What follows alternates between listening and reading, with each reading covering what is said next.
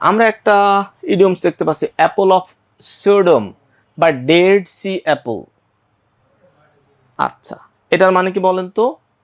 যেই ফলটা আর কি, যে গন্ধম ফল, যে ফলটা কোনো কাজে আসে না, অনেকটা অন্তঃসার শূন্য অর্থ দেয়, এটাকে বলা হয় হচ্ছে অ্যাপল অফ সোডম।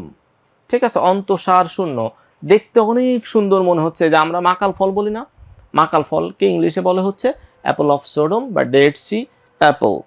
তো ইডিয়মস পড়ার ক্ষেত্রে আমরা ওই ইডিয়মসটাকে কি করব, ইডিয়মসটার একটু আগে পরে চিন্তা করে পড়ব, তাহলে দেখবেন মনে রাখাটা সহজ হবে।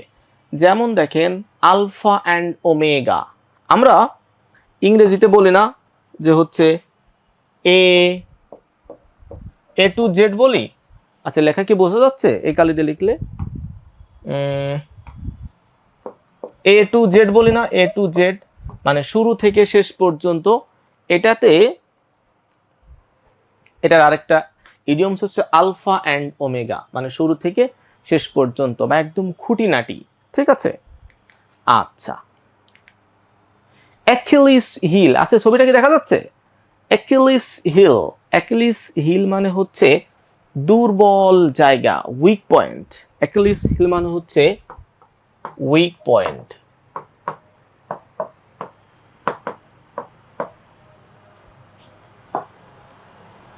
ওকে, এটা গল্পটাকে জানেন? এই যে অ্যাকিলিস, এই দেখতেছেন একজন মা তার একটা ছোট্ট বাচ্চাকে পানির মধ্যে ডুবাচ্ছে। এই অ্যাকিলিস হচ্ছে ছিল গ্রিক মিথোলজির একজন বীর।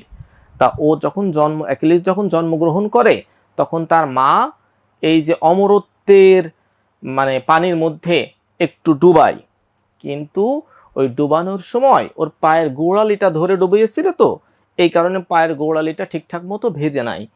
এই জন্য ওর ওই পুরা শরীরটা অমর হয়েছে, কিন্তু ওই পায়ের গোড়ালিটা অমর হতে পারে নাই। অর্থাৎ যখন যুদ্ধ করে, তখন শুধুমাত্র ওর ওর হচ্ছে ওই পায়ের গোড়ালিতে মারলে শুধু কি হবে, ওকে হত্যা করা যাবে, আদারওয়াইজ তাকে কখনো কি করা যাবে না, হত্যা করা যাবে না। এই জায়গা থেকে বলা হয় অ্যাকিলিস হিল মানে হচ্ছে দুর্বল জায়গা। আপনারা যারা ট্রয় মুভিটা দেখেছেন কিনা জানি না, ওই মুভিতে দেখবেন ওই যে প্যারিস অ্যাকিলিসের কি একদম পায়ের গোড়ালিতে তীর মেরে তারপরে হত্যা করে। ঠিক আছে, আচ্ছা, তাহলে অ্যাকিলিস হিল মানে দেখেন একজন মা তার সন্তানকে ডোবাচ্ছে, কিন্তু পাটা ধরে রাখছে বলে এটাতে ভিজে নাই।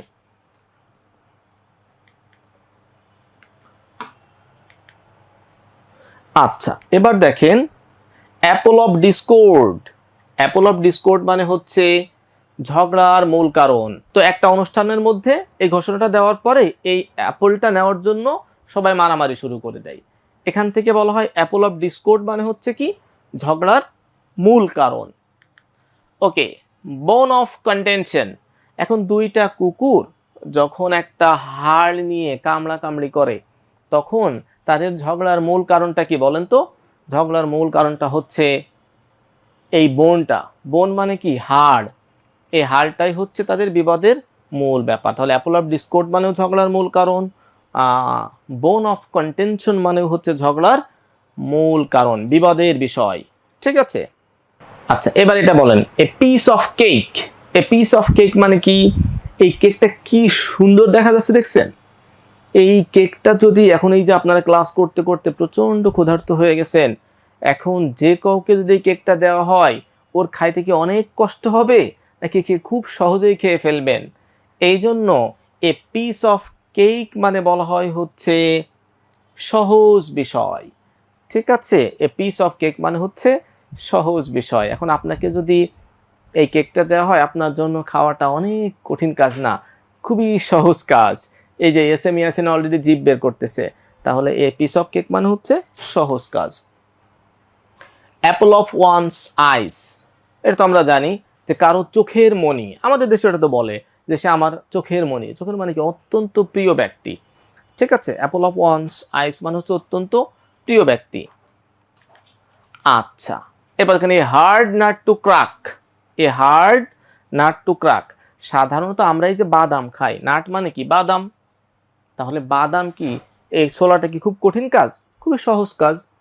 কিন্তু যখন একটা বাদাম এরকম হাতুড় দিয়েও ভাঙা যাচ্ছে না, তাহলে ওই বাদামটা কি নিঃসন্দেহে খুবই কঠিন।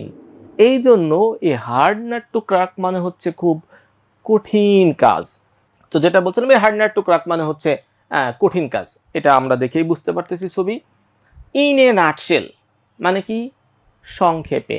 দেখেন কোনো একটা ব্যাপার এত ছোট করে বলা বা ব্যাপারগুলোকে এত সুন্দরভাবে গোছানো যাতে একটা বাদামের খোসার মধ্যে জিনিসটা ধরে যায়। এই জন্য এ নাট মানে বাদাম, শেল মানে খোসা, তার মানে ইন এ নাটশেল মানে হচ্ছে বাদামের খোসার মধ্যে। তাহলে মানে কি, একটা জিনিস বাদামের খোসার মধ্যে কখন আসে, তখন ব্যাপারটা খুবই সংক্ষেপে করা হয়, সংক্ষেপে বলে। ইন এ নাটশেল মানে তাহলে সংক্ষেপে, সংক্ষিপ্ত না করলে কি বাদামের খোসার মধ্যে ঢোকানো সম্ভব? সম্ভব না।